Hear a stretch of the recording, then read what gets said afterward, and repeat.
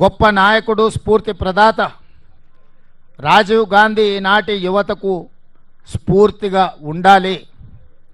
అంత గొప్ప స్ఫూర్తిని అందించిన రాజీవ్ గాంధీ గారు తెలంగాణ రాష్ట్ర పరిపాలనకు గుండెకాయ లాంటి సచివాలయం ముందలో వారి విగ్రహాన్ని ప్రతిష్ఠించుకొని వారి స్ఫూర్తిని తీసుకొని పరిపాలనను కొనసాగించడమే కాకుండా వారి యొక్క ఆలోచన మేరకు పేదలకు సంక్షేమాన్ని అందించడమే కాదు, తెలంగాణ రాష్ట్రాన్ని సాంకేతికంగా, ఆర్థికంగా బలోపేతమైన రాష్ట్రంగా తీర్చిదిద్దడంలో మేమందరం, మా మంత్రివర్గము, కాంగ్రెస్ పార్టీ సంపూర్ణంగా ముందుకు వెళ్తుంది.